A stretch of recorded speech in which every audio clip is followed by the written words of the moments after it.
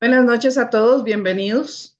Hoy nos vamos a centrar en el tema del capítulo 4, costo de capital.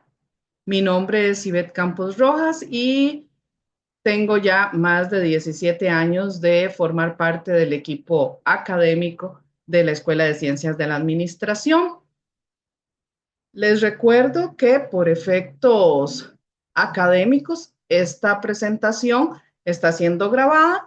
Por lo tanto, al estar ustedes continuar dentro de la tutoría, brinda su autorización para que su voz y su imagen, si fuera el caso de que encienden cámaras, sea compartida en el entorno. Antes de iniciar, los aspectos que debemos considerar, recordarles que los micrófonos estarán bloqueados durante toda la tutoría. El espacio de consulta se habilitará al final de la exposición. Todas las consultas que realicen deben estar enfocadas en el tema expuesto. Cualquier otra consulta debe canalizarse por los medios establecidos.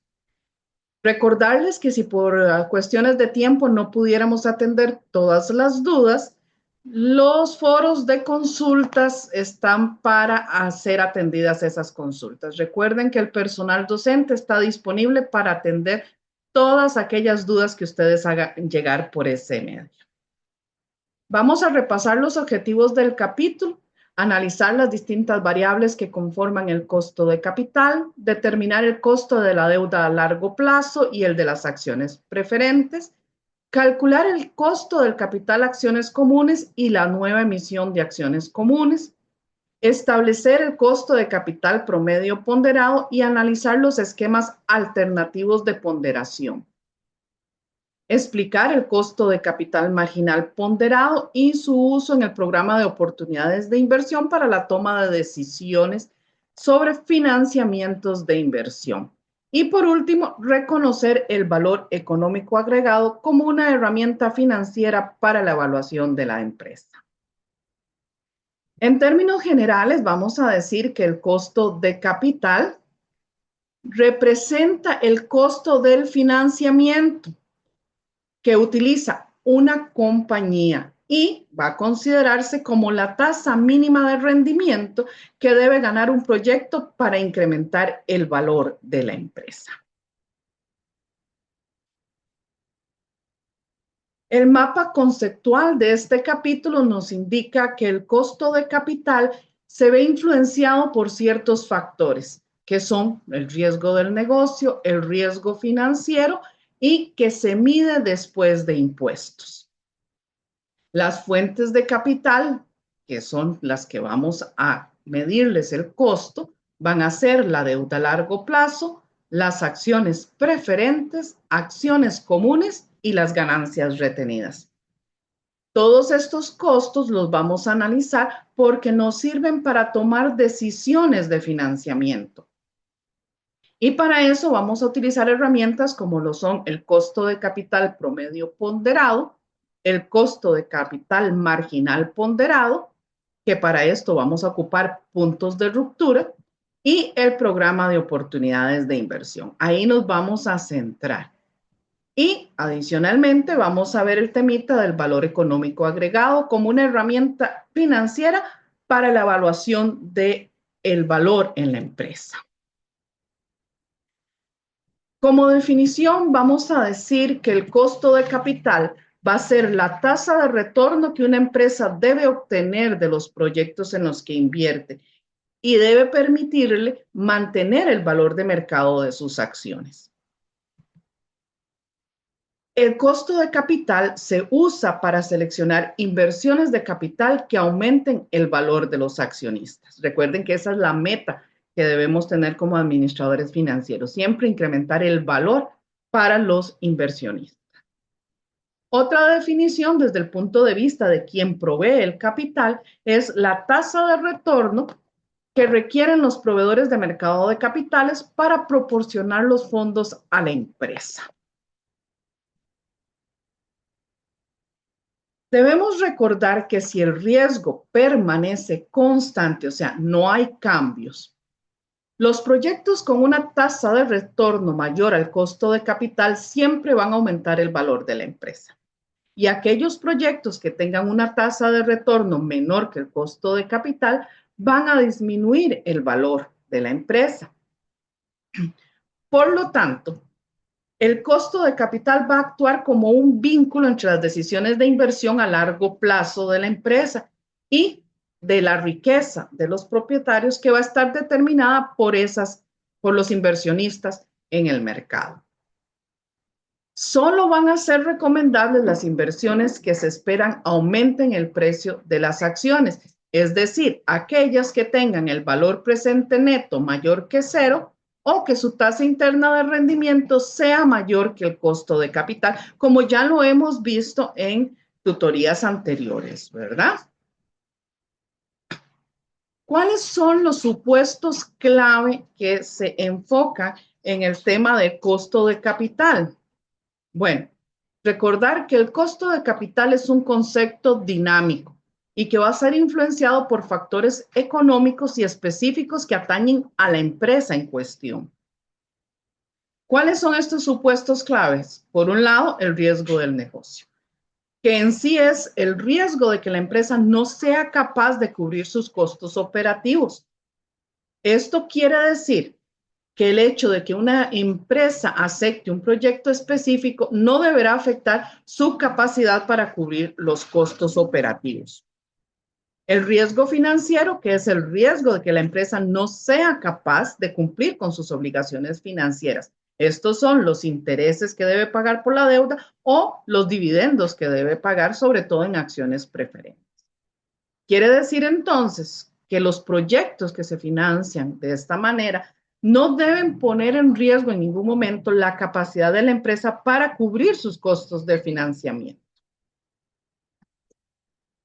Y por último, recordar que esto es muy importante, que los costos después de impuestos son sumamente relevantes. Es decir, que el costo de capital siempre debe medirse después de impuestos. El costo de capital se va a establecer en un momento específico del tiempo. ¿Por qué hacemos esta aclaración? Porque no es lo mismo la decisión de inversión que esté tomando el día de hoy que la decisión de inversión que tome el día de mañana. ¿Por qué? Porque el costo de financiamiento varía de un momento a otro, de acuerdo a una serie de situaciones que se presentan en el mundo económico. Siempre va a reflejar el costo futuro promedio esperado de los fondos a largo plazo. También deberá reflejar la interrelación de las actividades de financiamiento. Este punto es muy importante para cuando veamos lo que es el costo de capital promedio ponderado y el costo de capital marginal ponderado, porque estos son los costos que nos permiten interrelacionar las actividades de financiamiento. Asumiendo la presencia de una estructura de capital meta, se debe ver el costo de capital general más que el costo de la fuente específica de fondos que se utiliza para financiar un gasto determinado o una inversión determinada. Ahorita vamos a ver esto con un ejemplo. Recuerden que la estructura de capital meta va a ser la mezcla óptima deseada de financiamiento con deuda y capital propio. Entonces, como un recordatorio. ¿Okay? Veamos este ejemplo de la página 167.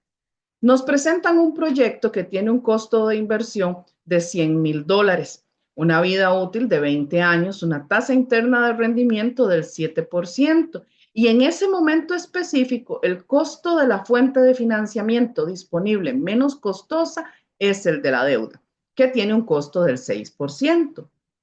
Visto de esta manera, ese sería el mejor proyecto disponible hoy. ¿Okay?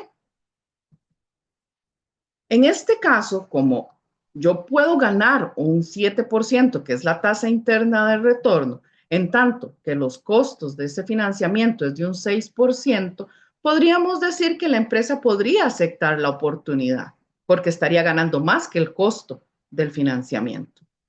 Por otro lado, tengo este otro proyecto con el mismo valor de inversión, misma vida útil, que tiene una tasa interna de retorno de 12%.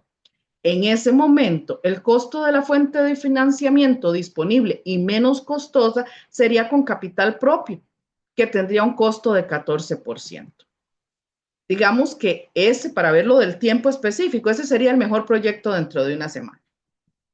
Ahora, en este caso, como la tasa interna de rendimiento es del 12% y el costo del capital es de un 14%, la empresa podría rechazar ese proyecto porque lo que espera ganar es menor, o lo que podría ganar de acuerdo a la tasa interna de retorno es menor que lo del costo de capital. Ahora bien, tomando en cuenta estos dos proyectos y esas observaciones que hicimos, podríamos decir que este proyecto que tenemos acá, permítame un momento, este primer proyecto lo aceptaríamos porque ganaríamos más que el costo del capital, y este otro lo estaríamos rechazando porque ganaríamos menos que el costo de capital. Si tomáramos esta decisión, no estaríamos beneficiando a los propietarios. ¿Por qué? Porque estamos aceptando un proyecto que solo nos va a generar un 7% y estamos rechazando otro que estaría generando un 12%.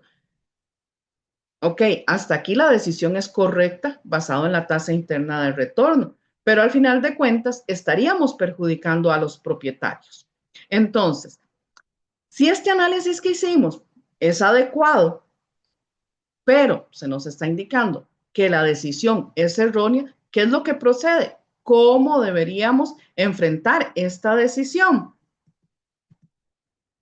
Usando un costo combinado que a largo plazo va a producir o va a conducirnos a mejores decisiones. ¿Cómo hacemos eso? Ponderando el costo de cada fuente de financiamiento por su proporción meta en la estructura de capital de la empresa. Y así es como obtenemos, en una visión general, el costo promedio ponderado. Y aquí es donde reflejamos esa interrelación en decisiones de financiamiento. Estamos interrelacionando las fuentes de financiamiento con el fin de obtener un mejor resultado para el propietario, los propietarios.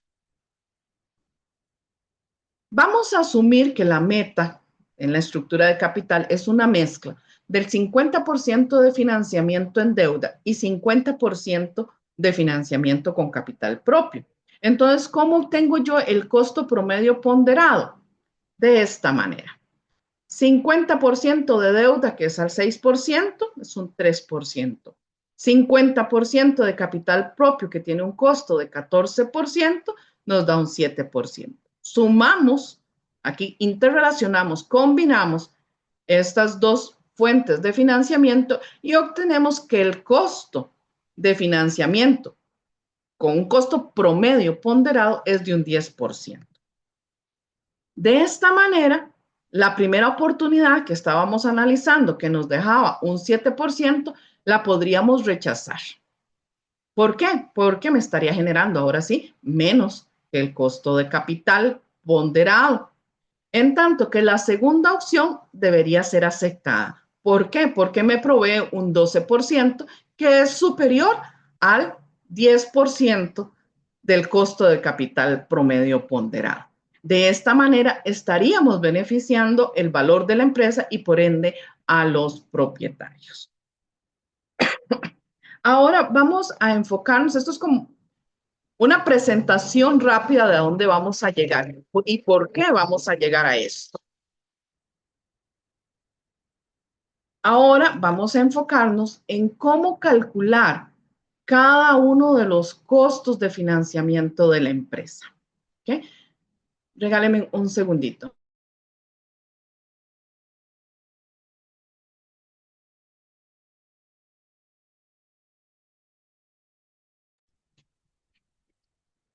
Me disculpan, tenía una fuente de ruido y estaba pidiendo que me ayudaran a eliminarla. ¿Ok? Primero vamos a repasar cuáles son las fuentes específicas de capital. Ya esto lo habíamos visto anteriormente. Las vemos en el balance general. Aquí encontramos 4 fuentes de fondos de capital a largo plazo, que son la deuda a largo plazo, acciones preferentes, acciones comunes y las ganancias retenidas.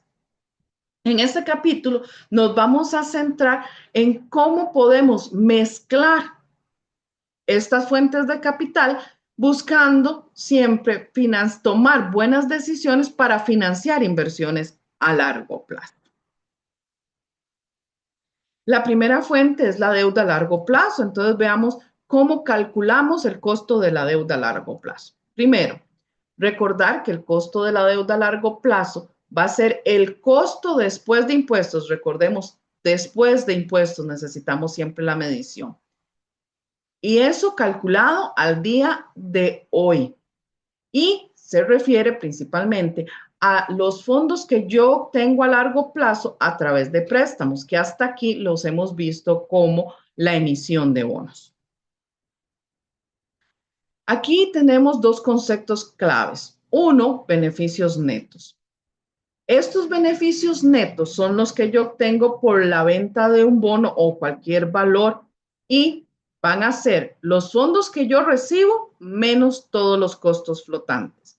Ahora, los costos flotantes, que es el otro concepto, incluyen 2 componentes. El primero de ellos, el costo o los costos de colocación.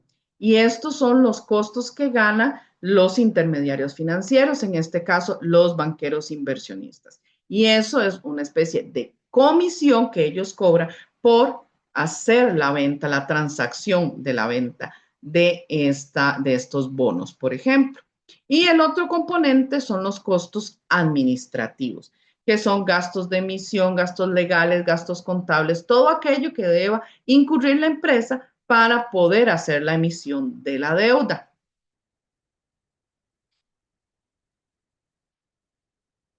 Veamos este pequeño ejemplo. Dice que se contempla la venta de bonos con un valor de 10 millones a 20 años y que tienen una tasa de cupón establecida del 9% y que cada uno de ellos tiene un valor a la par de $1,000.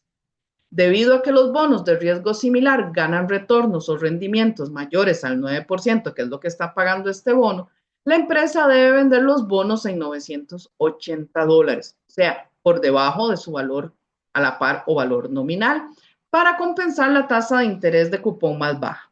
Los costos flotantes son del 2% del valor a la par. Entonces, lo primero que yo tengo que hacer es calcular los costos flotantes. Como dicen que sobre el valor a la par, tomo los $1,000 de valor a la par del bono, lo multiplico por el 2%. Esos son mis costos flotantes. Por lo tanto, al calcular los beneficios netos, ¿qué voy a hacer yo? Bueno, primero tomo los fondos recibidos, que en este caso debo venderlos en $980, y le resto mis costos flotantes, que ascienden a $20. Por lo tanto, el beneficio neto de esta colocación sería de $960. Ahora, cuando hablamos del costo de la deuda antes de impuestos, ojo aquí, antes de impuestos, lo puedo hacer de 3 maneras. Uno, por cotizaciones, que lo que consiste es tener en mente que si los beneficios netos que obtengo por la venta del bono son iguales al valor a la par, el costo antes de impuestos va a ser igual a la tasa de interés de cupón. La otra forma es calculando el costo. Y esto se determina mediante el cálculo de la tasa interna de retorno de los flujos de efectivo del bono. Y la otra, por aproximación de costo, que para eso utilizamos esta fórmula. Aquí, pónganmele mucha atención a esta X que tenemos en el numerador y en el denominador, por favor. Veamos ejemplo de cada uno de estos métodos para calcular el costo de la deuda a largo plazo antes de impuestos. Cotizaciones. Tenemos este ejemplo. Dice que es un bono con una tasa de interés de cupón del 10% que gana beneficios iguales al valor a la par. Es decir, gana un total de $1,000, que es igual a su valor a la par. De acuerdo a lo que nos decía la teoría, Cuando esto sucede, los beneficios y el valor a la par son iguales, el costo de la deuda va a ser igual a la tasa de cupón, que en este caso es un 10%. Cuando hablamos de cálculo del costo, acá lo que vamos a ver desde el punto de vista del emisor, o sea, del que emite la deuda, es el valor del costo al vencimiento de los flujos de efectivos que se relacionan con esa deuda. Vamos a calcularlo, si lo hacemos manualmente, recordemos la tasa interna de retorno, la debemos hacer a prueba y error. Y esto va a representar un costo porcentual de la deuda antes de impuestos. Veamos cómo lo hacemos. Tomamos este ejemplo. En la página 169 se nos da un flujo de efectivo donde nos indica los beneficios netos que se van a obtener durante los 20 años. En el último año hay que recordar que cuando se emite bono, yo debo pagar la deuda. Por lo tanto, hay una salida de efectivo importante, un desembolso importante. Aquí tenemos los flujos de efectivo. En el año 0 estoy recibiendo $960, por eso está en positivo. Del año 1 al 20 pago los intereses, que son $90 por año. Y en el año 20, adicionalmente, devuelvo el valor a la par. Cuando yo calculo la tasa interna de retorno en este momento, me indica que el costo de la deuda a largo plazo por el cálculo de costos sería de 9,45%. Ya hablando de aproximación de costo, tenemos la fórmula. ¿Qué era lo que les pedía que tuvieran ahí presentes? Bueno, vamos a ver. El costo de la deuda antes de impuestos va a ser igual en el numerador al interés más valor nominal. ¿Por qué les pedí que pusieran atención a esto? Porque en la unidad didáctica todos los ejemplos hablan de que el valor nominal o el valor a la par es de $1,000. Entonces, tiende a confundirse y se cree que aquí lo que va es $1,000 y no. Aquí vamos a colocar el valor nominal. Sean $1,000, sean 1,500, sean 2,000. El valor nominal es lo que va acá. Por eso les quería pedir que pusieran especial interés, atención, perdón, en esto. Menos los beneficios netos obtenidos por la venta del bono, dividido entre el número de años al vencimiento del bono. Todo esto se divide entre los beneficios netos más el valor nominal entre 2. Aquí tomamos del mismo ejemplo que estamos calculando los intereses que son $90, el valor nominal que es de 1,000, los beneficios netos que son 960 dividido entre 20 años. Todo esto dividido entre los beneficios netos más el valor nominal dividido entre 2. Así, con esta metodología, yo obtengo que el costo de la deuda antes de impuesto por aproximación del costo es de 9,40%. Acá podemos observar que todos los cálculos son relativamente similares los resultados. Cuando lo hicimos por cotización, determinamos que el costo era del 10%. Cuando lo hicimos por el cálculo del costo, nos dio 9,45%. Y por aproximación de costo nos da 9,40. Como vemos, están muy similares. Ahora, hasta aquí hemos visto cómo calcular el costo de la deuda a largo plazo antes de impuestos. Pero, como hemos venido repitiendo, necesitamos calcularlo después de impuestos. Entonces, ¿cómo hago yo esto? Vamos a tomar el costo de la deuda antes de impuestos y lo vamos a multiplicar por 1 menos la tasa impositiva de la empresa.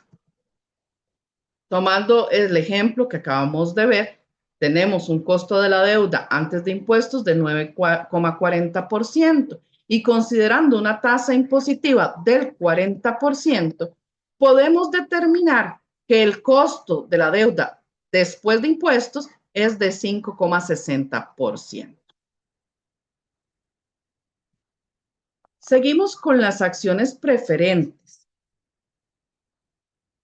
Acá, ¿qué debemos recordar? Bueno, que las acciones preferentes le dan un beneficio especial al tenedor de estas acciones y es que uno de ellos, el más importante tal vez por lo que muchos adquieren estas acciones, es que tienen derecho a recibir sus dividendos antes de que se distribuya cualquier otra ganancia entre los accionistas comunes. Los dividendos en las acciones preferentes se establecen de dos maneras. Uno, como una unidad monetaria. En un ejemplo, se nos habla ahí de que se establece un 4 dólares por acción como dividendo anual. ¿Esto qué quiere decir? Que bueno, cuando se pagan dividendos, el accionista preferente va a recibir 4 dólares por cada una de las acciones que posea. Pero también se establece de forma porcentual. Cuando esto se nos da, se está indicando un porcentaje del valor nominal, pero cuando eso sucede antes de hacer cálculos, yo debo convertir ese porcentaje en unidades monetarias. No puedo trabajar con el porcentaje como dividendo. Tomando como ejemplo que la acción tiene un valor de 50 dólares y se establece un dividendo del 8%, como lo tenemos acá. ¿Qué quiere decir eso? Que va a pagar un dividendo anual de 4 dólares por acción. ¿Cómo obtengo yo esto? 50 dólares, que es el valor nominal, por el 8% del dividendo acordado. Eso es lo que nos da los 4 dólares por acción. Ahora, para aterrizar en la fórmula, debemos recordar que el costo de las acciones preferentes va a ser una razón, una división entre el dividendo y los beneficios netos.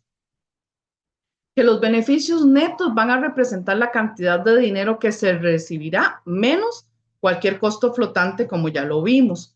Y por último, que los dividendos de las acciones preferentes, esto como recordatorio, se pagan después de que se ha calculado la utilidad después de impuestos. Por lo tanto, no requiere este cálculo un ajuste por temas fiscales.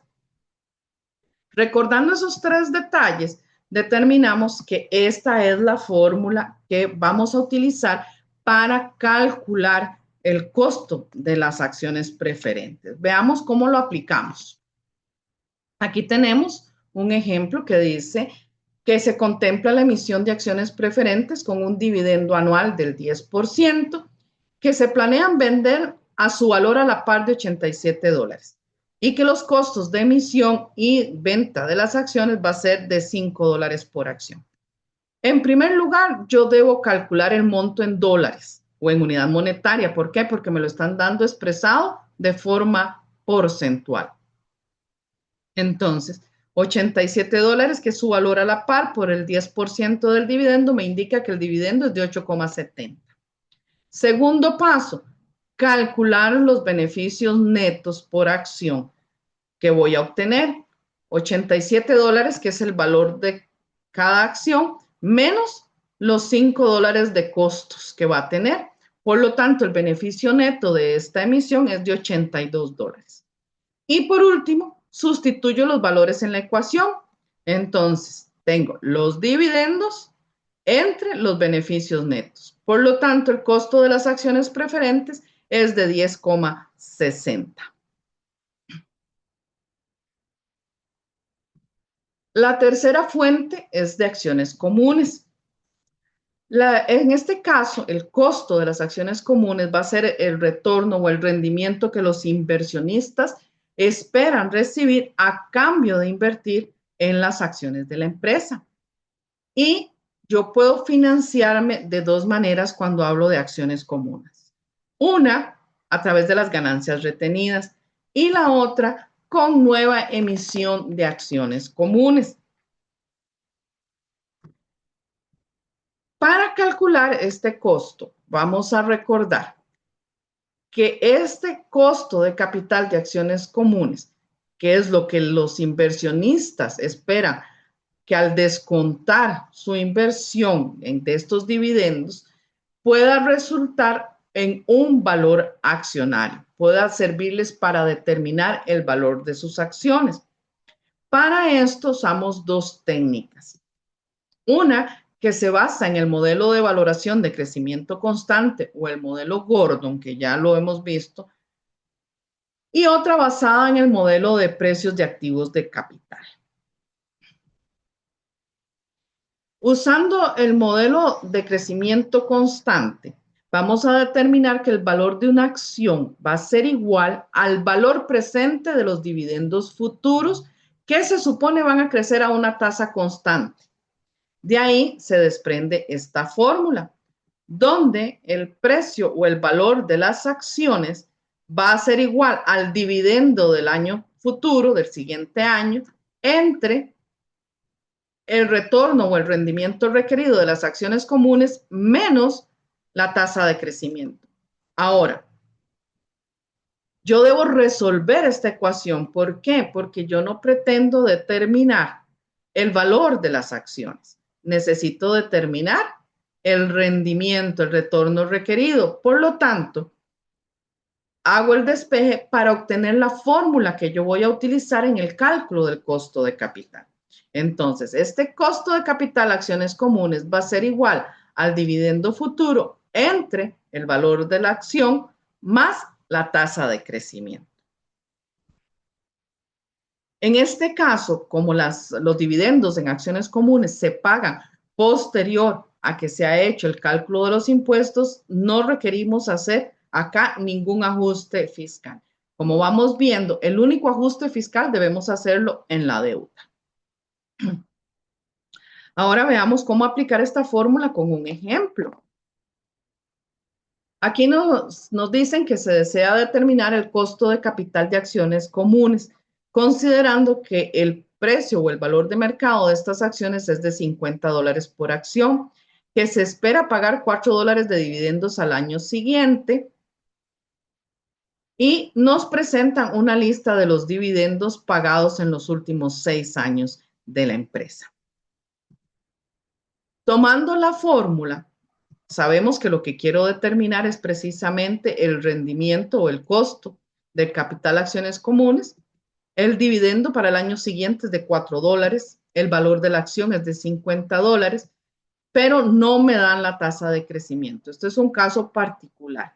Cuando me la dan, la utilizo directamente en la fórmula, pero si no me la dan, yo debo incluir un paso adicional, que es calcular la tasa de crecimiento. Para eso utilizamos esta formulita, ya la habíamos visto también en el primer capítulo.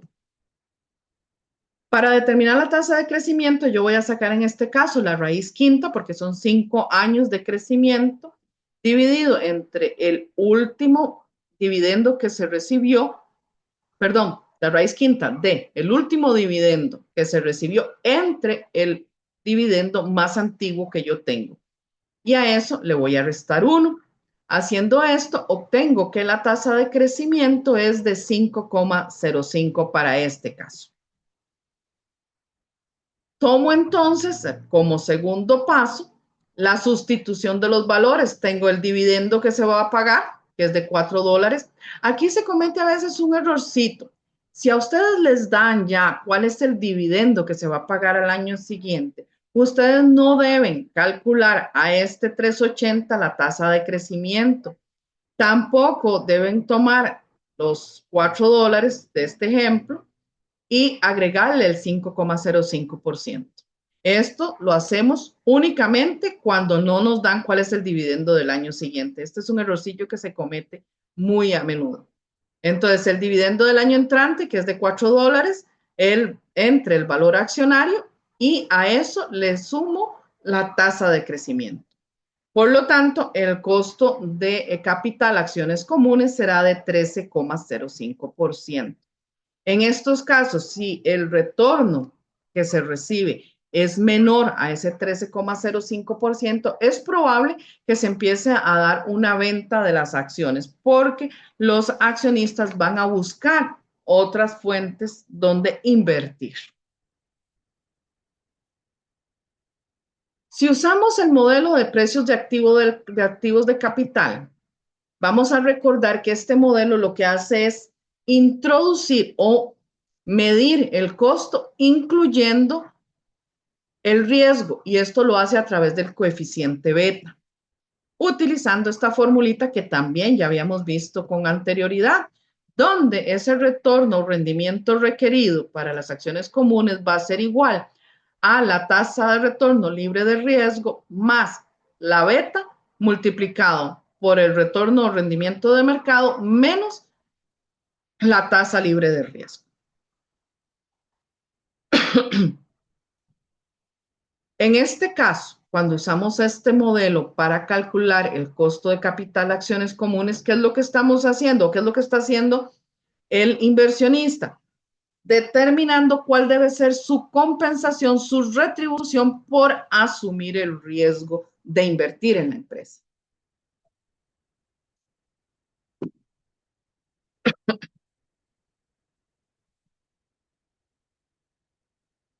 Vamos a ver, nos dan este ejemplo, basado en los mismos datos que ya hemos venido viendo. Se nos dice que han hecho un análisis, determinan que la tasa libre de riesgo es del 7%, el coeficiente beta de la empresa es de 1.5 y el rendimiento de mercado es 11%. Tomamos la fórmula y sustituimos los valores para determinar el costo. En este caso, me da que el costo del capital acciones comunes es de 13%.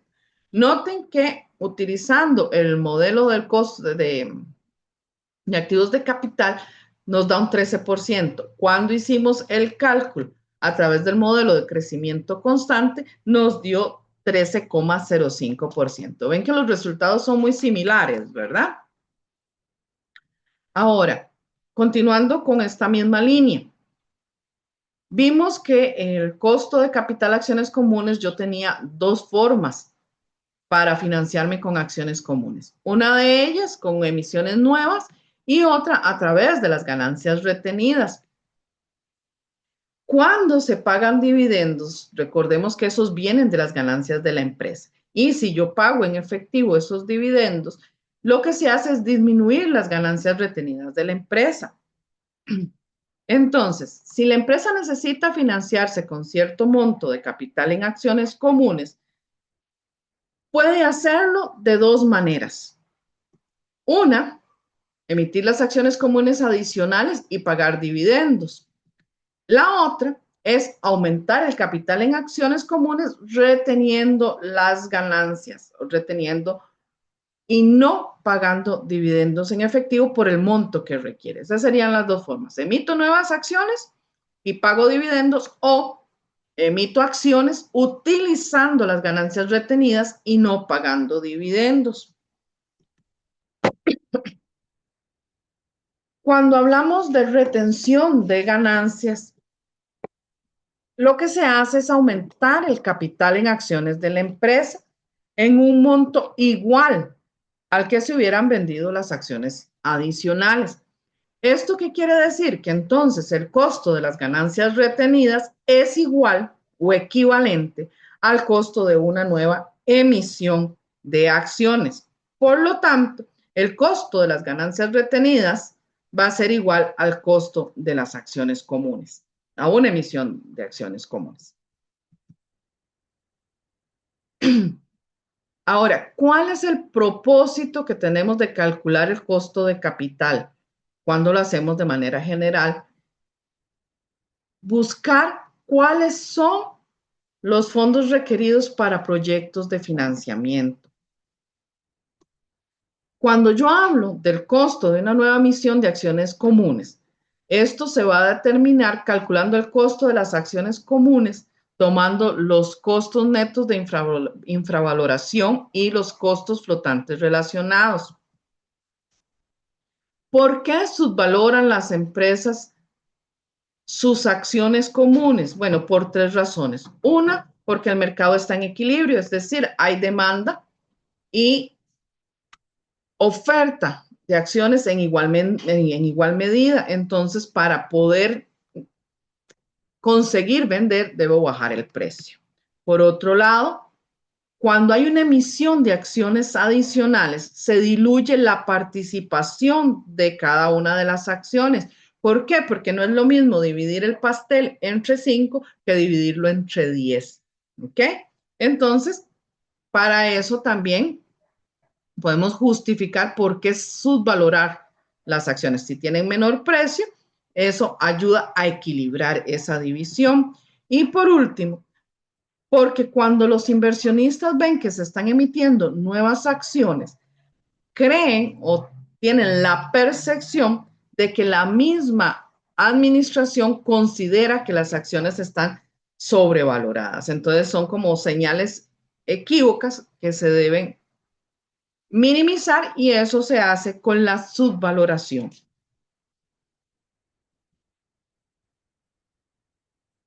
Retomando el tema del costo de nuevas emisiones de acciones.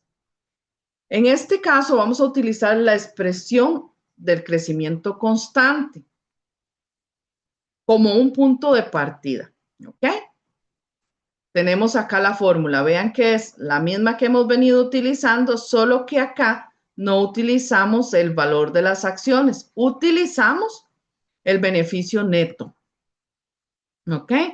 Vamos a contemplar ahí costos de infravaloración y costos flotantes. Los beneficios netos que se obtengan por esta venta de nuevas acciones van a ser menores que el precio de mercado corriente. Por lo tanto, siempre el costo de las nuevas emisiones va a ser el costo más alto de financiamiento y va a superar el costo de emisión de acciones existentes.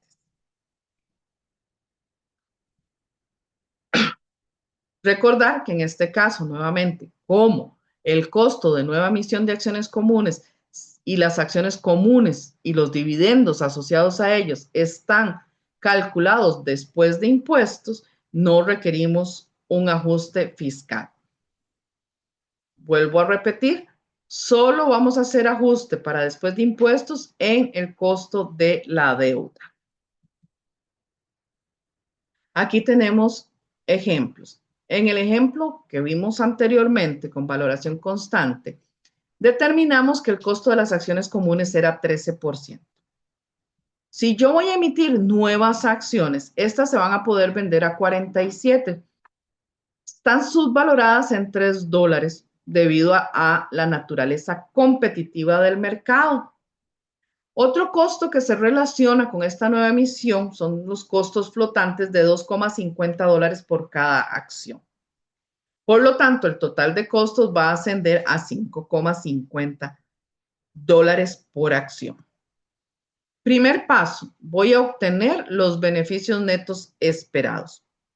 En este caso, recordemos, el precio de las acciones era 50 menos 3 del costo de subvaloración menos 2.50 del costo flotante. Por lo tanto, el beneficio neto va a ser 44,50. El segundo paso es hacer la sustitución. Tenemos los dividendos de $4. Acá ya usamos beneficios netos, no el valor de las acciones, y le agregamos la tasa de crecimiento, lo que nos da un costo de 14,05. Ahora, hasta aquí hemos visto cómo calcular el costo de las diferentes fuentes de financiamiento. Pero hay algo importante que mencionamos al inicio y es la necesidad de interrelación que debe existir. Y a eso es a lo que vamos a entrar ahorita, a hablar del costo de capital promedio ponderado. Este costo promedio ponderado va a reflejar el costo futuro promedio que se espera de los fondos a largo plazo. Se calcula considerando la ponderación de cada uno de los tipos específicos de capital con su proporción en la misma estructura de capital de la empresa y al final se suman esos valores ponderados. Para eso tenemos la formulita, donde las W van a indicarnos la proporción de cada una de esas fuentes de capital y vamos a multiplicarlo por cada uno de los costos.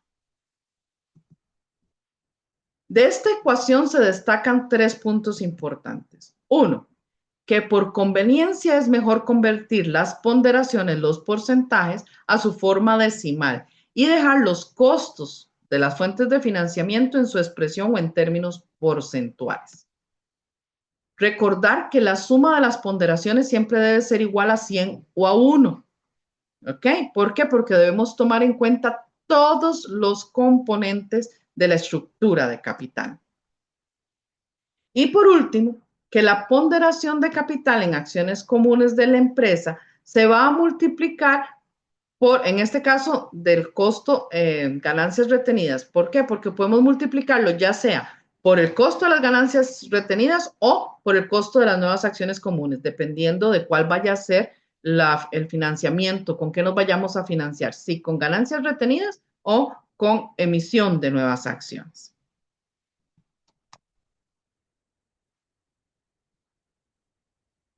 Vamos a tomar de los ejemplos anteriores los diferentes tipos de capital y sus costos.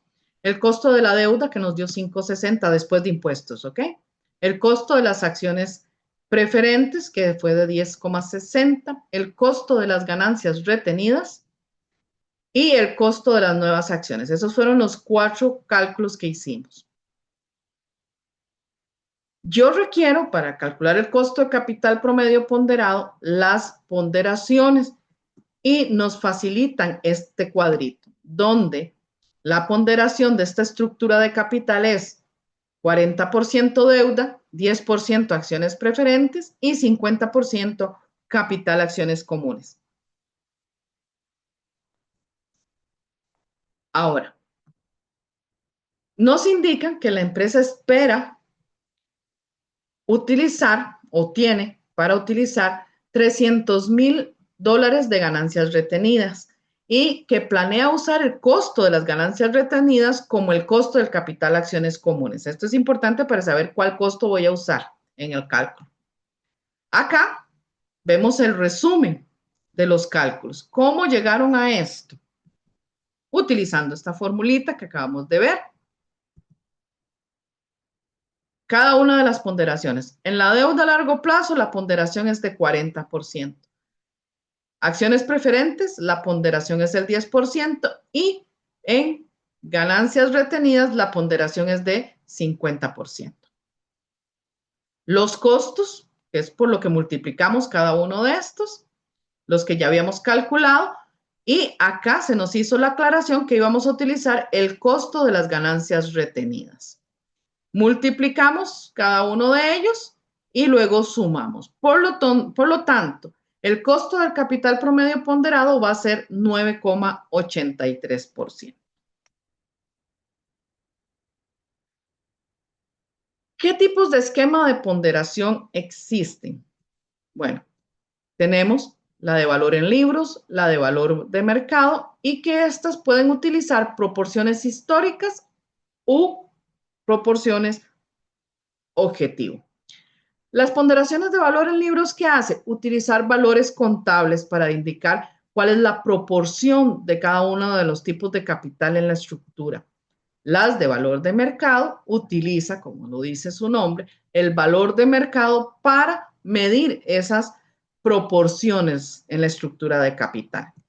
Cuando hablamos de ponderaciones históricas, lo que estamos utilizando son registros, datos reales, ya sea de valor en libros o valor de mercado, para determinar las proporciones que se han dado en la empresa. En tanto que cuando hablamos de ponderaciones objetivo, son aquellas que desea la empresa. Estamos pensando o utilizando aquello que la empresa desea llegar a tener como una estructura de capital. ¿Cuál es la distribución entre deuda y capital propio que desea llegar a tener? Ahora, vamos a entrar a hablar del costo marginal. Pero ¿cómo se asocia este costo de marginal con las decisiones de inversión? Bueno, recordar que el costo de capital promedio ponderado va a ser un dato clave en el proceso de toma de decisiones. Que la empresa solo debe realizar inversiones cuando el retorno o el rendimiento esperado sea mayor que el costo de capital promedio ponderado. Y que el costo de capital marginal ponderado lo voy a utilizar con el programa de oportunidades de inversión como un mecanismo para decisiones de inversión y lo puedo hacer simultáneamente. Puedo juntar ambos programas para determinar las mejores opciones de inversión para la empresa. El costo de capital promedio ponderado se relaciona siempre con el nuevo financiamiento total. Los costos de cada uno de los componentes de financiamiento que hemos visto van a ir aumentando conforme se requiera mayor financiamiento. Los proveedores de esos fondos siempre van a requerir mayores retornos. Esa es la razón por la cual va incrementando el costo de los componentes de financiamiento. Obviamente, si yo le presto a alguien que ya tiene mucho endeudamiento, mucho apalancamiento, pues para darle necesito que me pague más, necesito asegurarme. ¿Por qué? Porque estoy asumiendo riesgos como proveedor. Y el costo de capital marginal va a ser siempre una función creciente del nuevo financiamiento total. Ahora, precisamente para poder yo elaborar este costo de capital marginal ponderado, poder hacer el cálculo, yo necesito puntos de ruptura. Por lo tanto, vamos a ver qué son los puntos de ruptura y cómo se calculan. Cuando yo voy a determinar este costo de capital marginal, yo debo calcular puntos de ruptura. Y estos lo que van a reflejar es cuál es el nivel de nuevo financiamiento total al que se va a elevar el costo de los componentes de financiamiento. Esta es la formulita, en donde el punto de ruptura de cada fuente de financiamiento va a ser igual al monto de los fondos disponibles entre la ponderación o la proporción de la estructura de capital de esa fuente de financiamiento. Veamos cómo lo aplicamos. En este caso me dicen que cuando la empresa agote los 300,000 de ganancias retenidas que tenía disponibles con un costo de 13,05%, va a usar un financiamiento más caro emitiendo nuevas acciones que tienen un costo de 14,05%. Además, desea o espera tomar en deuda o en préstamo $400,000 con un costo de 5,60. Si va a adquirir mayor deuda, entonces el costo de esa deuda va a ser de 8,40. Por lo tanto, van a existir dos puntos de ruptura. Uno, cuando se agoten los 300,000 de las ganancias retenidas a un costo de 13,05. Y el otro cuando se agoten los 400,000 de deuda a largo plazo que tiene un costo de 5,60. Ahora, cuando hay nuevos financiamientos, esto eleva los costos de cada una de las fuentes específicas. Y esto va a darse a raíz de estos cálculos. El punto de ruptura va a tener como fondos disponibles 300,000 de ganancias retenidas y 400,000 de deuda a largo plazo. Acá tenemos nosotros los datos del cálculo que vimos hace un ratito para el costo de capital promedio ponderado y de ahí vamos a tomar las ponderaciones o la estructura de capital de esta empresa, que es el denominador de la fórmula del punto de ruptura. Para el primer cálculo, el punto de ruptura capital acciones comunes, tomo los fondos disponibles en acciones comunes, que son los de ganancias retenidas, que son 300,000, y lo divido entre su proporción, que en capital acciones comunes es de 50%. Por lo tanto, el punto de ruptura es de 600,000. El siguiente punto de ruptura es para la deuda a largo plazo. El primer monto que voy a tener disponible son 400,000 y la proporción de la deuda a largo plazo es de 40%, lo que me da un punto de ruptura de 1,000,000. Ahora, ¿cómo lo utilizo yo esto? Cuando yo creo estos puntos de ruptura, me permito establecer niveles de financiamiento y a cada uno de esos niveles de financiamiento les puedo calcular el costo de capital promedio ponderado. Después de que yo hago estos cálculos de costo de capital promedio ponderado, voy a hacerlo a un primer nivel de financiamiento, luego hasta el segundo punto de ruptura y así sucesivamente. Si tengo 10 puntos de ruptura, voy a tener 10 diferentes niveles para calcular el costo de capital promedio ponderado. Y estos son los datos que yo voy a utilizar precisamente para el programa de costo de capital marginal ponderado, que es una gráfica que me permite presentar esta información con el financiamiento total. Y aquí la vemos. El primer intervalo de financiamiento va de 0 a $600,000, que fue el primer punto de ruptura. Noten que no usamos los fondos disponibles, usamos los puntos de ruptura. Aquí no pongo los 300,000, perdón, los 400,000 de deuda. Pongo el punto de ruptura que se dio, el primer punto de ruptura. Luego, de 600,000 a 1,000,000, que es mi segundo punto de ruptura. Como ya no tengo más puntos de ruptura, entonces sigo de $1,000,000 en adelante. Ahora, en cada uno de estas franjas, yo calculo el costo de capital promedio ponderado. Noten que el primer cambio es cuando se me agotan las utilidades retenidas. Yo empiezo con un costo de acciones comunes de 13%, pero cuando ya yo sobrepaso esa fuente de financiamiento, debo elevar al siguiente nivel de acciones comunes, que sería con emisión de nuevas acciones, que es el 14%. Igual me sucede con el tema de deuda. Vean que hasta acá, cuando yo hablé del punto de ruptura de deuda, me daba 1,000,000. Por lo tanto, el costo de la deuda se mantiene en 5,6 en el primer intervalo. Continúa en el segundo intervalo porque apenas estoy al 1,000,000, pero cuando yo paso a un financiamiento de $1,000,000 en adelante, yo debo pasar al siguiente nivel de deuda. Y el siguiente nivel de deuda tiene un costo de 8,4%.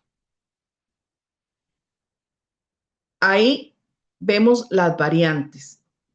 ¿Qué sucede acá? ¿Qué necesitamos observar un momentito? Vean que cuando yo tengo un intervalo de financiamiento de 0 a $600, el costo de capital promedio me da 9,8. Si yo hablo de financiamiento de 600,000 a 1,000,000, el costo de capital promedio ponderado aumenta a 10,3. Pero si la inversión o el financiamiento que voy a tener para invertir es superior a 1,000,000, el costo de capital promedio ponderado se me eleva a 11,5%.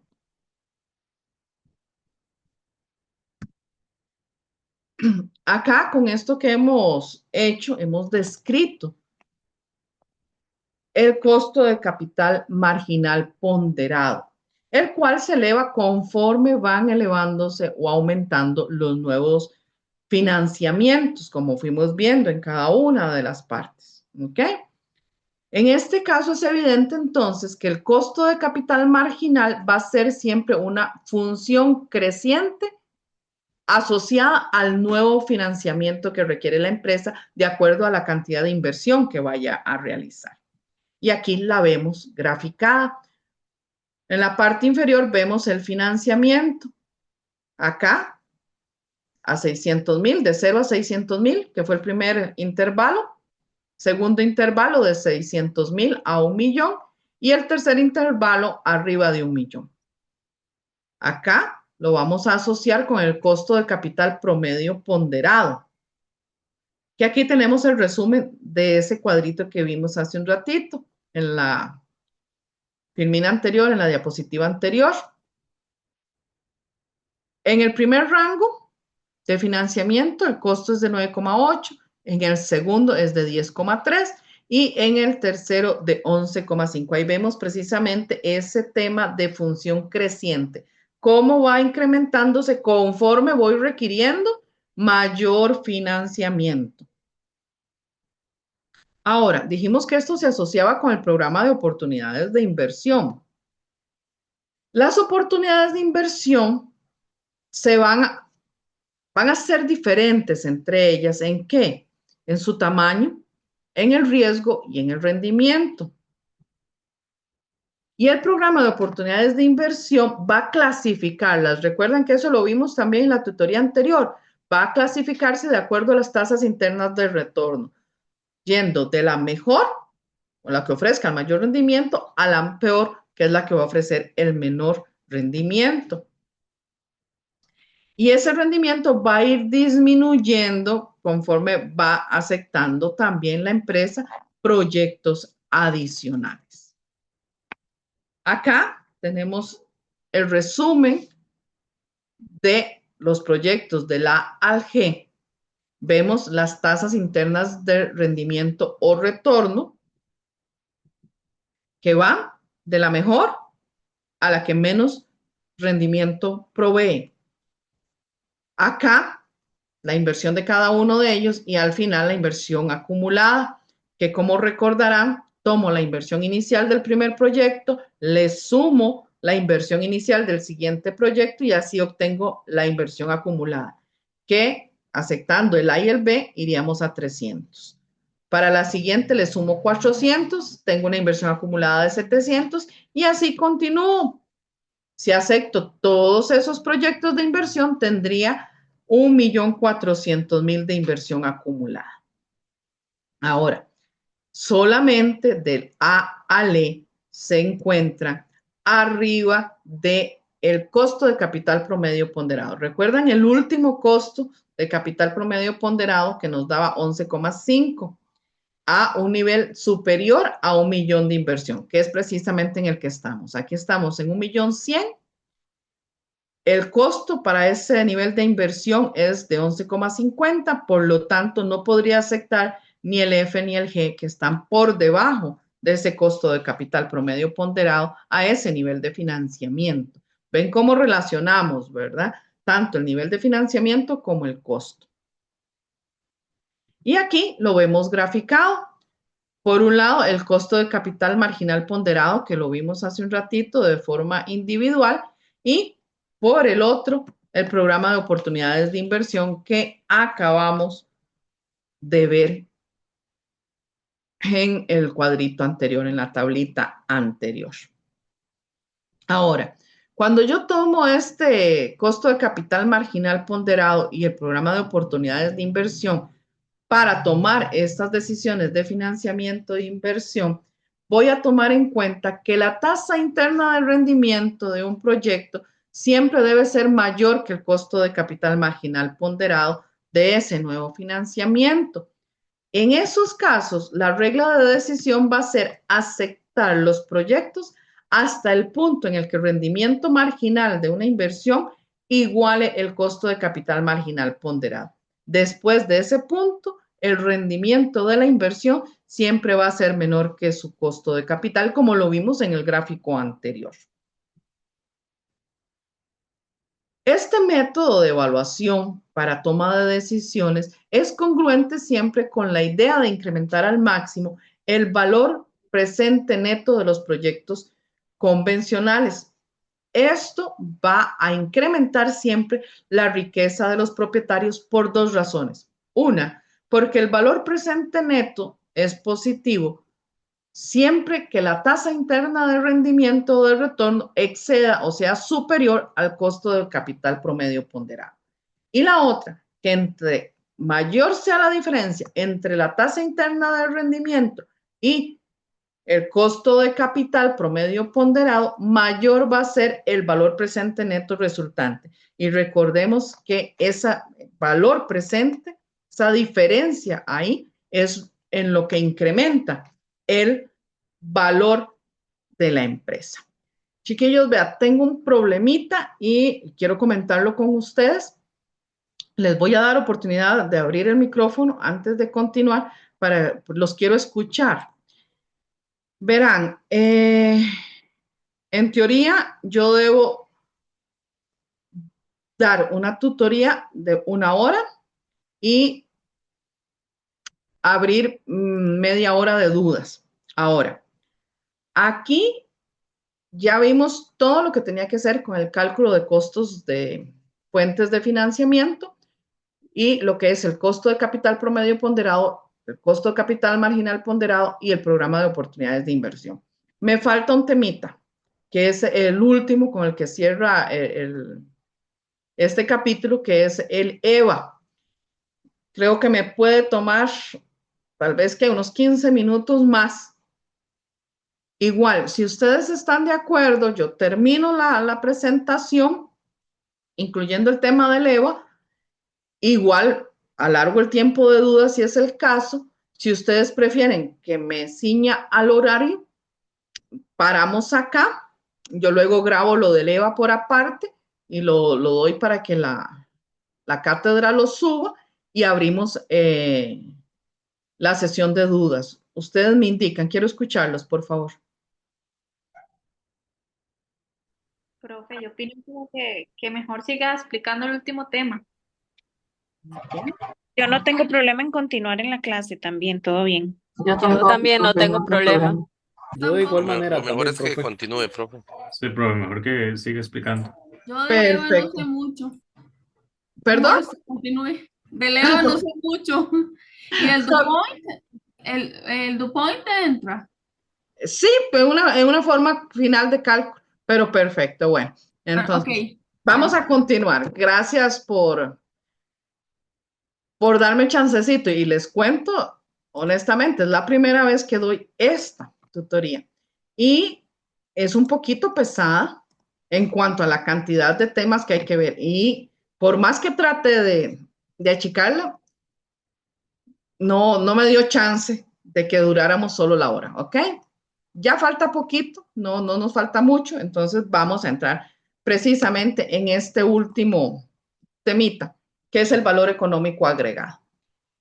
En términos generales, vamos a decir que este valor económico agregado, cuando yo lo calculo, yo voy a determinar rentabilidad. Cuando la rentabilidad sea menor al costo de capital, yo estoy creando valor a la empresa. Contrario, cuando la rentabilidad es menor al costo de capital, yo estoy disminuyendo el valor de la empresa. Eso es lo que va a calcular el EVA. ¿Cuánto valor estoy creando yo en la empresa? Ahora, existen varios métodos para medir la creación del valor. Desde el punto de vista económico, tenemos dos. Uno, el EVA, que es el valor económico agregado, o bien la generación económica operativa, el GEO. Y desde el punto de vista financiero, vamos a tener el rendimiento sobre inversión operativa neta, el rendimiento sobre la inversión y la utilidad antes de intereses, impuestos, depreciaciones y amortizaciones, que por sus siglas en inglés, recuerden que todo esto es por siglas en inglés, ¿verdad? Los nombres, que acá, que así les aparece en el libro, ¿verdad? En este caso, este último, el EBITDA. Ahora, pero hablamos de creación de valor, está creando valor, está destruyendo valor. ¿Qué es la creación de valor? Bueno, es cuando vamos a maximizar o logramos maximizar el rendimiento de la inversión de los accionistas a largo plazo. Y entonces, ¿qué es el valor económico agregado? Bueno, una medida popular que se utiliza o se está empezando a utilizar mucho en varias empresas que permite determinar si una inversión, ya sea que tengo en este momento o que estoy analizando, va a contribuir positivamente a la riqueza de los propietarios. Este modelo, el valor económico agregado, le facilita o le da a la alta dirección o a los administradores de alto nivel una medida de desempeño real. Nos permite asegurar que todas las áreas y unidades o departamentos de la empresa estén colaborando en la creación de valor de la empresa, o sea, que estén trabajando de una forma unida con ese mismo objetivo, ¿verdad? Ahora, ¿por qué elegir el EVA como un medio para evaluar el crecimiento de la empresa, la generación de valor? Por un lado, es un método integral porque permite ver todo lo que tiene que ver con el valor económico de la empresa. tiene medidas significativas respecto con los métodos tradicionales que hemos usado siempre, que son las razones financieras, que las razones financieras son netamente frías, son de números que extraemos solamente del estado de los estados financieros y no tienen nada que se asocie a cómo se desenvuelve la empresa. Por otro lado, permite ver registros históricos y compararlos con lo que se está proyectando y a la vez permite introducir ajustes para corregir los caminos que se estén llevando a fin de lograr el objetivo de la administración. Ahora, ¿cómo lo calculo? En este caso, vamos a calcularlo como una diferencia entre la utilidad operativa neta después de impuestos y el costo de los fondos utilizados para financiar la inversión. El costo de estos fondos se va a determinar multiplicando ese valor monetario de los fondos por el costo de capital promedio ponderado de la empresa. Y aquí lo tenemos en la fórmula, donde el EVA, el valor económico agregado, va a ser igual al resultado operativo después de impuestos menos el capital por el costo de capital promedio ponderado que hace un ratito estuvimos calculando.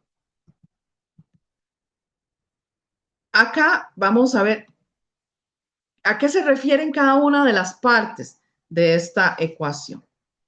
El EVA va a ser igual a la ganancia neta menos el costo de los recursos. Al final, de eso se trata el EVA. Si el EVA nos da un resultado positivo, la empresa está creando valor. Quiere decir que las ganancias que está obteniendo cubren perfectamente los recursos. Y esa diferencia que me da el resultado es en lo que está incrementándose el valor de la empresa.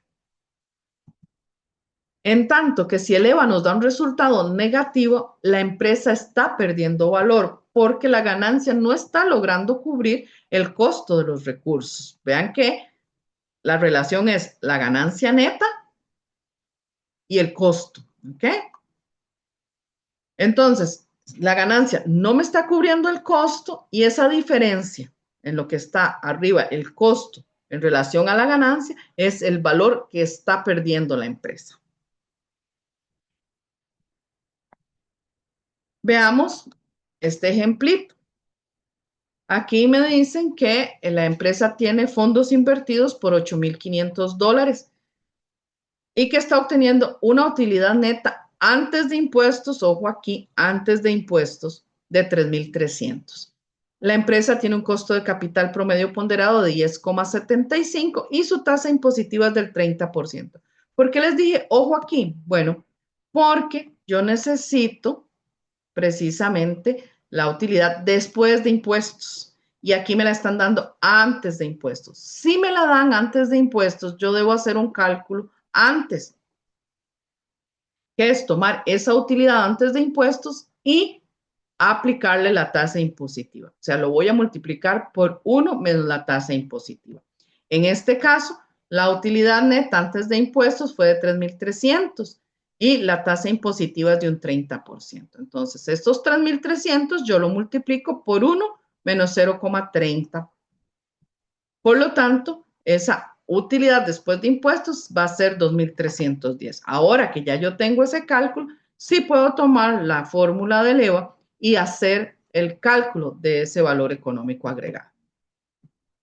Vamos a tener entonces ese rendimiento operativo después de impuestos y le voy a restar el costo de los fondos, al costo de los fondos invertidos por el costo de esa fuente de financiamiento. Así obtengo un EVA de 1,396,25. Conclusiones. Es un valor positivo, quiere decir que la empresa está generando valor, está ganando valor. ¿En cuánto? Está creciendo en 1,396,25, que es el monto que supera la ganancia operativa al costo del financiamiento.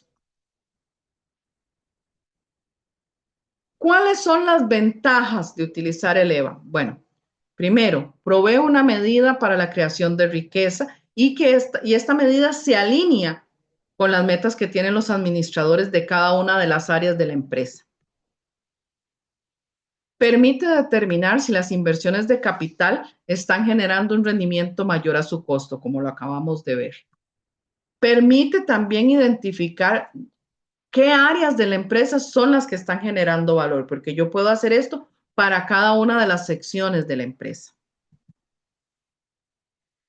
Cuando los administradores son compensados en función al EVA, ellos van a tener siempre la intención de realizar acciones que vayan acordes con generar valor. Eso es muy normal, ¿verdad? Si vamos a recibir un bono por un resultado específico, vamos a trabajar alineados a eso.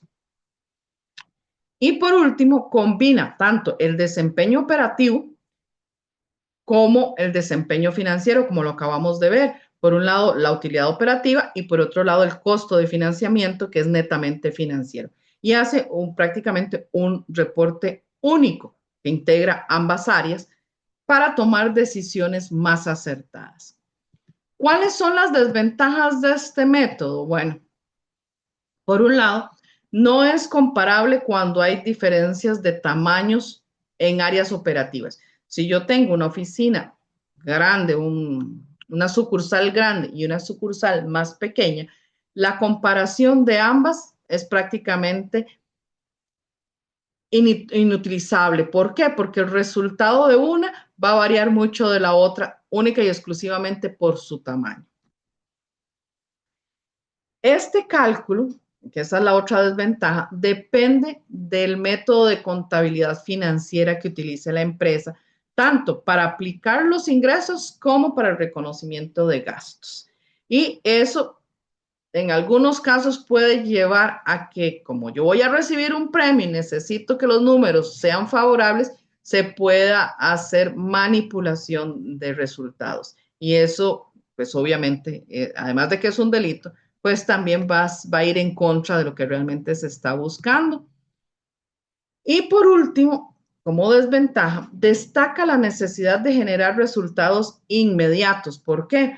Porque va midiéndolo conforme avanza el tiempo y yo propongo, o la administración va a proponer bonificaciones para resultados inmediatos. Y como estar proponiendo para resultados inmediatos, aquellas inversiones que me van a generar buenos rendimientos, pero a largo plazo, puede que como administrador no las tome en cuenta para verme beneficiada con los bonos o las bonificaciones, las gratificaciones que vayan a dar. Entonces, esas serían, digamos, las desventajas que le podría yo o que se podrían ver a nivel teórico del uso del EVA. Ahora, dentro de las aplicaciones del EVA se han visto 4, que les llaman las 4 M's por su escritura en inglés, ¿verdad? En este caso, la primera que es medida, la segunda asociada a sistema gerencial, motivación y actitud, ¿verdad?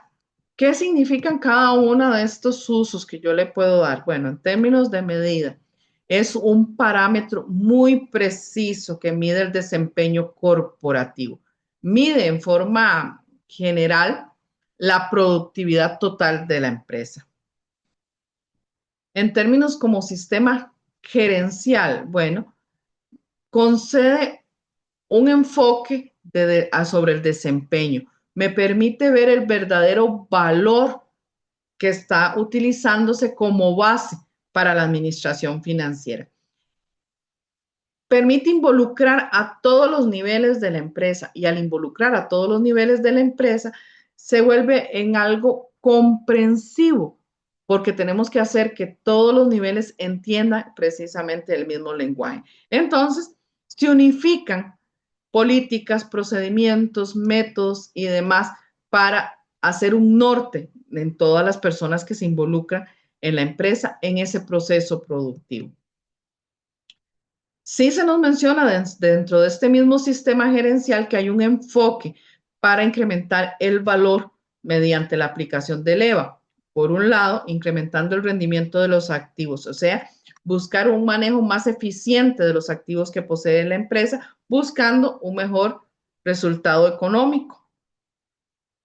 Invertir el capital adicional se enfoca en mantener lo menos posible capital estancado. Necesitamos que todo el capital esté siempre en movimiento y buscando rendimientos asociados a esos montos que están ociosos y buscando siempre que sean los rendimientos recibidos mayores al costo de capital.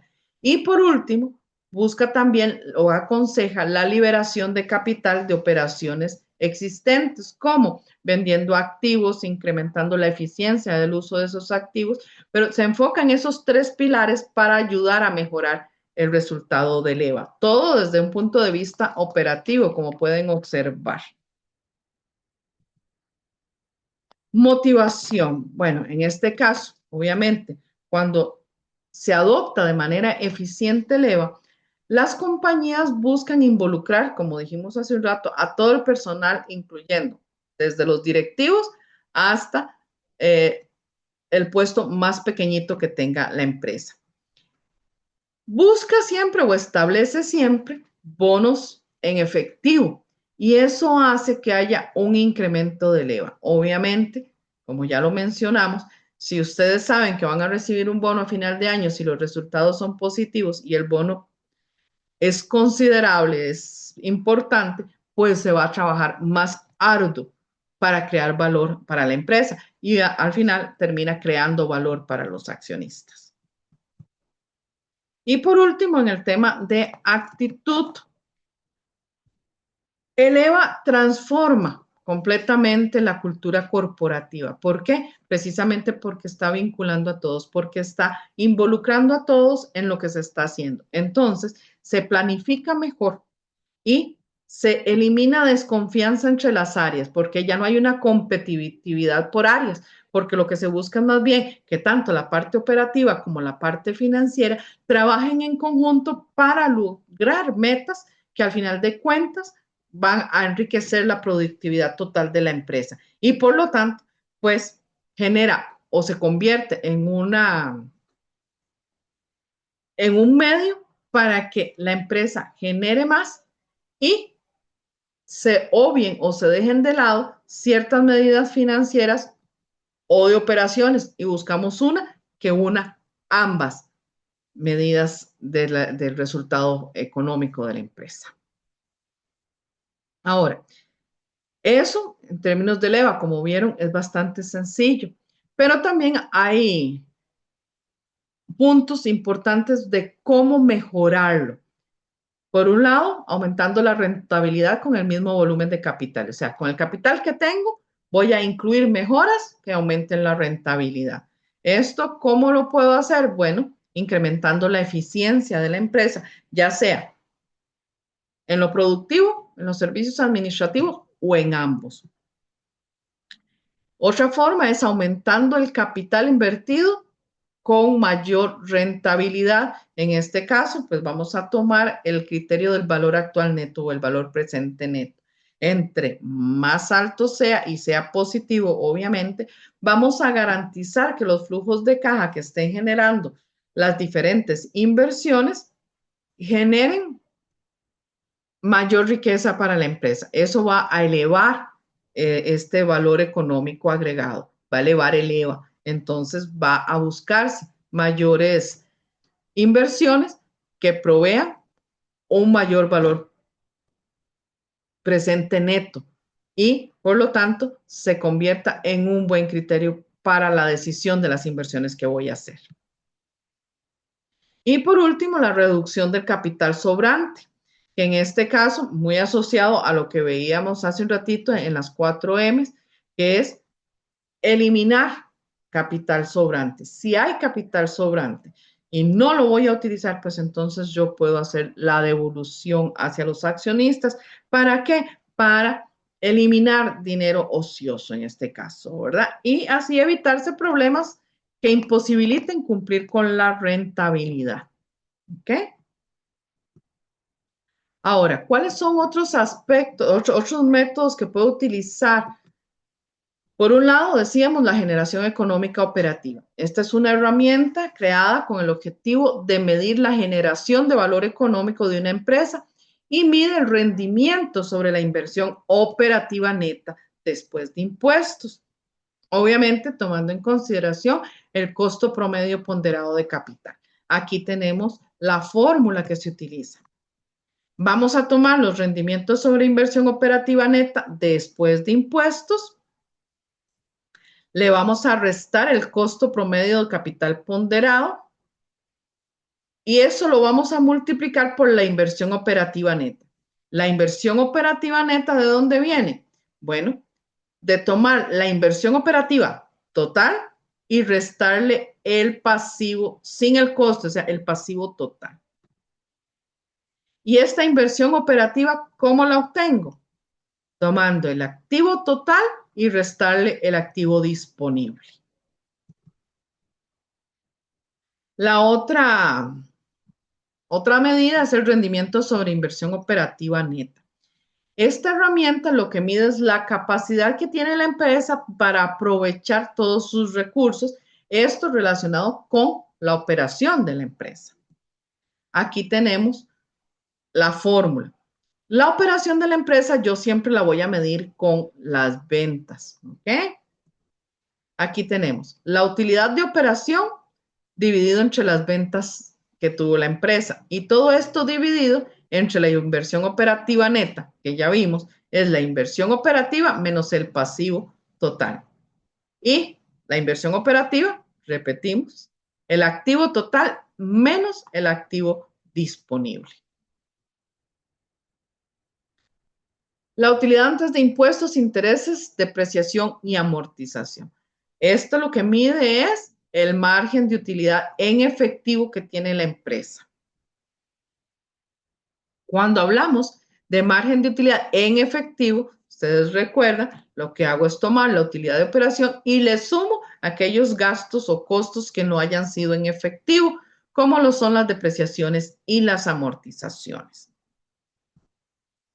De manera gráfica nos la presentan así.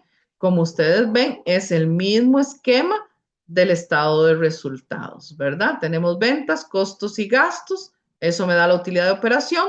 Le sumo las depreciaciones y amortización, que es lo que me están pidiendo acá en la formulita. Y aquí ya tengo esta utilidad antes de impuestos, intereses, depreciación y amortización. Y continúo con las otras porciones del estado de resultados. ¿Okay?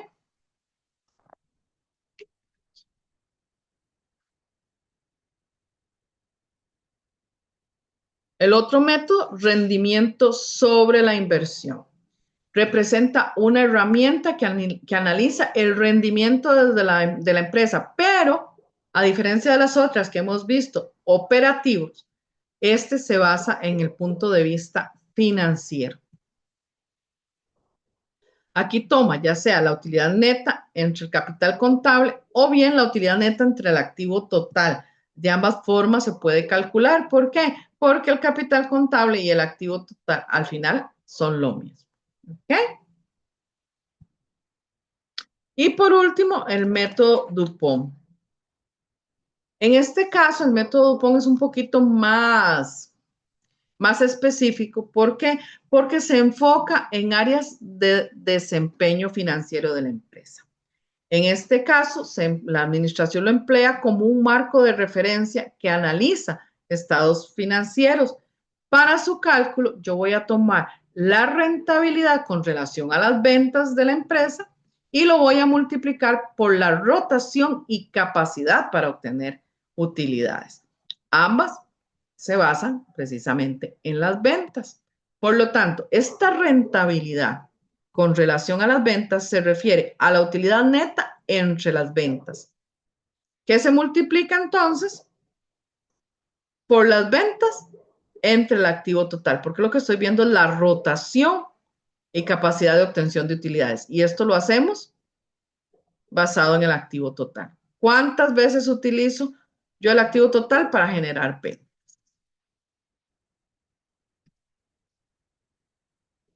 De este método que estamos viendo, podemos desprender cómo se conforma precisamente esta forma.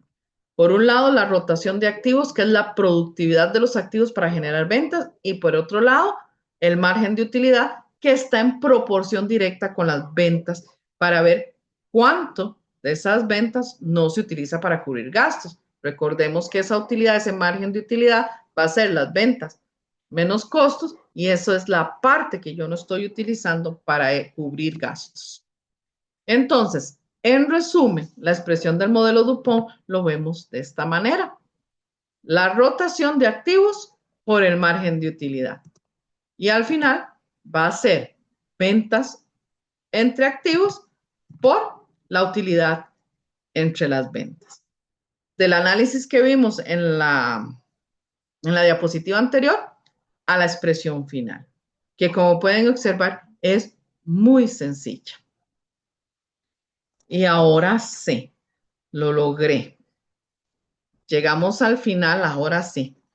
Todas las consultas que tengan, no se preocupen por el tiempito porque obviamente yo les voy a reponer este tiempo.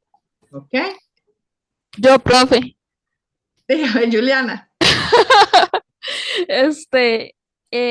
La fórmula se me hace un enredo. La fórmula del cálculo del costo de capital promedio ponderado, cuando dice,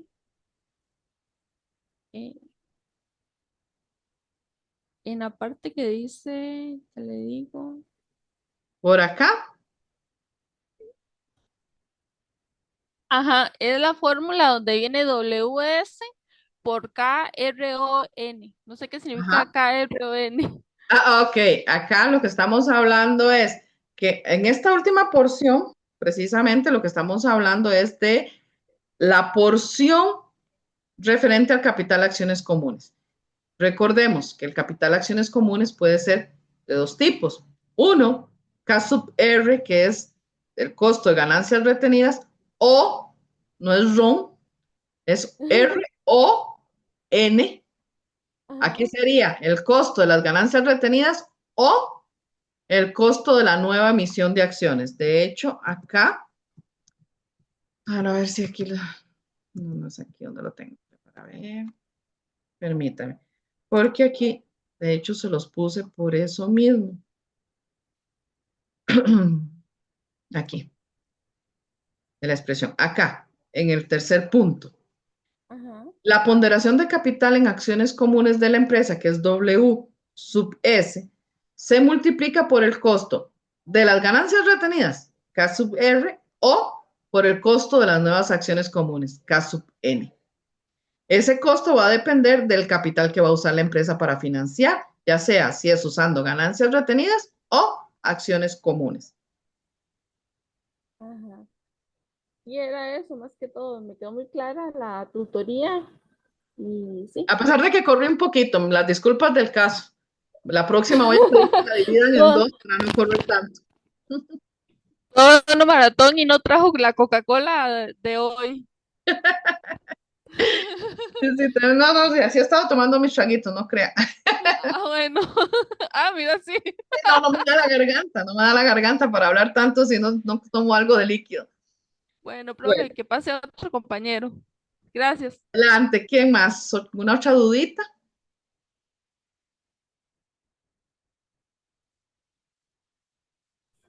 Hola, buenas noches, profe.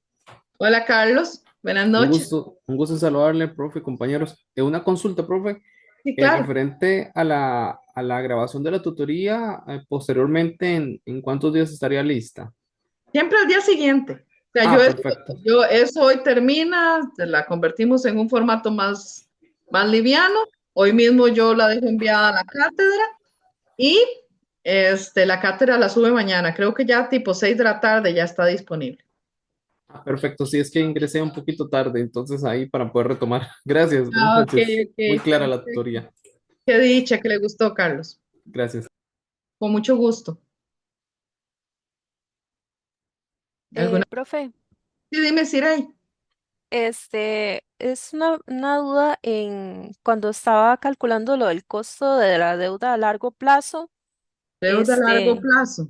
ajá, Cuando estaba explicando el ejercicio de los beneficios netos, no me quedó muy claro de dónde salieron los 980 del ejercicio, para ver Ok, si me lo podría explicar nuevamente. 380, por aquí será, no, déjeme ver. Ay, Dios, espere para ver. Sí sé a cuál te referís, pero a estos. Eso sí. Ok, ese es el denominador de la fórmula de aproximación de costos. Aquí abajo, ¿ok? Ah, ok. 9 Ese es el 60 resultado. más 1.000.000, perdón, más 1.000 dividido entre 2. O sea, Ah, estos 90 más 2 es 90 más 2, que es el resultado de esta sección. ¿Ok? ajá. Dividido entre el resultado de esta división que está en el denominador, que viene Ah, ok. precisamente de los beneficios netos más el valor nominal dividido entre 2. Ah, ok. Ya, muchas gracias.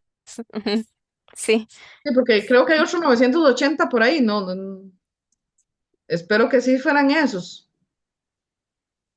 Sí, creo que sí eran esos. Sí, Sí, sí. perfecto. Y la otra duda fue que a mí se me cortó la comunicación y no escuché bien. Cuando estaba explicando lo de los costos de las ganancias retenidas, solo escuché lo último, que la emisión equivalente, bueno, ay, ¿cómo era? Aquí. ¿Cómo fue que escuché? Sí, en esa parte se me Ajá. cortó la comunicación y solo escuché lo de la KR es igual a KS nada más. Aquí está esta partecita, nada más. Ajá, Ok, bueno, sí. en la grabación la vas a ver completa, pero prácticamente lo que decíamos aquí está asociado a que está aquí arriba. ¿Referente a qué? Bueno, que cuando yo financio con capital acciones comunes, lo puedo hacer de dos formas. Uno, emitir acciones comunes adicionales y pagar dividendos a los accionistas de estas ganancias retenidas. O aumentar el capital utilizando las ganancias retenidas y no pagando dividendos. Por lo tanto, como las dos formas están asociadas con las ganancias retenidas, este costo de las ganancias retenidas va a ser igual al costo de una emisión equivalente de acciones comunes adicionales. En este caso específico, ¿verdad? Cuando uso las acciones comunes, emito acciones comunes con las utilidades retenidas, a diferencia de cuando es una emisión totalmente nueva de acciones comunes. Ah, ok, está bien. Muchas gracias, profe. Con mucho gusto. ¿Alguna otra duda?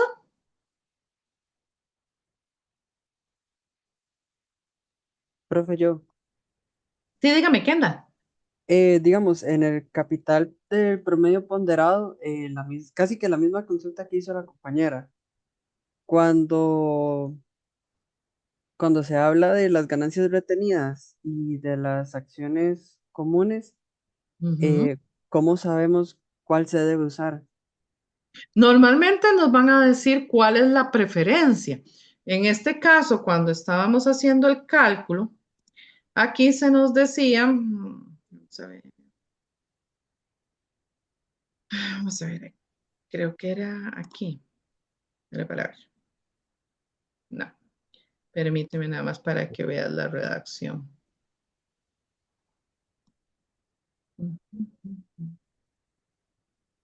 Acá, cuando nos dan el caso, dice que la empresa va a utilizar las ganancias retenidas disponibles. ¿Ok? Luego, cuando se agoten, dice que va a usar un financiamiento más costoso con nuevas acciones comunes. O sea, la información se tiene que dar. ¿Por qué? Porque esas son las directrices que va a tomar la empresa. O sea, va a decir, bueno, yo me puedo financiar endeudándome hasta tanto, tengo tanto en ganancias retenidas, puedo vender tanto de acciones comunes nuevas, no voy a pagar dividendos, voy a utilizar las ganancias retenidas. O sea, toda esa información la toman los directivos, entonces esa información la vamos a tener nosotros. Ok, ok, está bien, muchas gracias. Con mucho gusto. Sí hay que tener que andar mucho cuidado en la lectura, ¿verdad? En este caso, como nos van presentando la información, esa es la forma en que la vamos a usar, ¿verdad? Sí, yo pensaba que era, digamos, el porcentaje que era menor, en este caso se utilizaba y después se calculaba por el mayor o algo así. No, no, no, no, no. Siempre nos van a decir cómo desea la empresa financiarse. Y eso es lo que Ya, nosotros debemos tomar en consideración, ¿verdad? Porque perfectamente nos pudo haber dicho, bueno, no, vamos a trabajar solo con emisión de nuevas acciones y deuda. O voy a emitir acciones preferentes. O sea, la empresa va a decidir cómo se va a financiar. está bien, muchas gracias. Con mucho gusto. ¿Alguna otra dudita?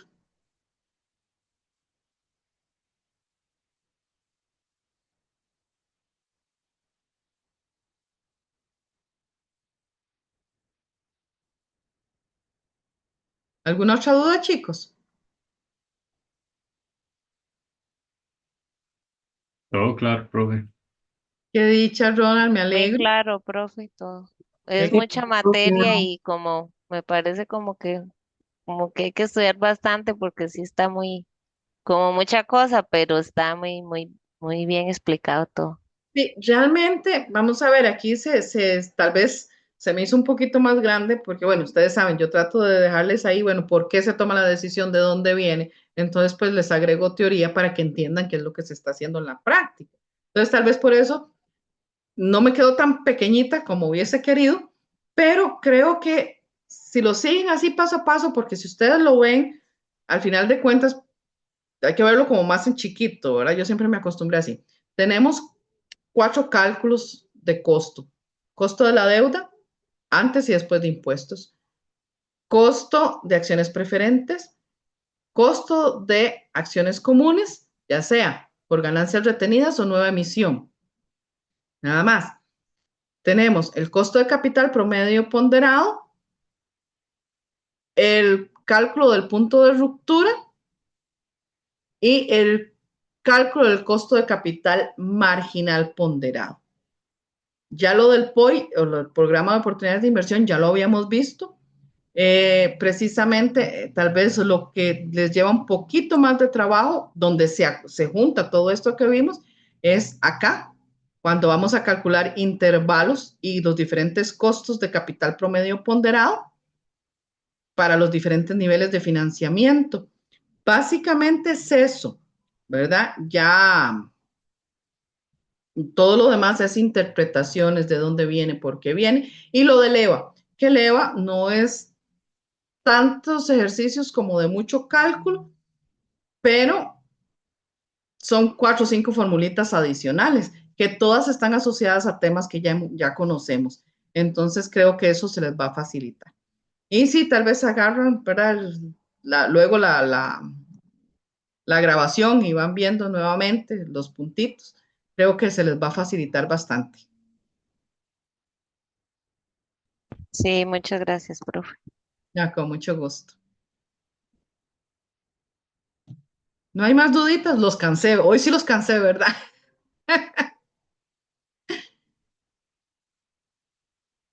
Bueno, de mi parte, todo está bien. Muchas gracias, profe. No, perfecto, entonces.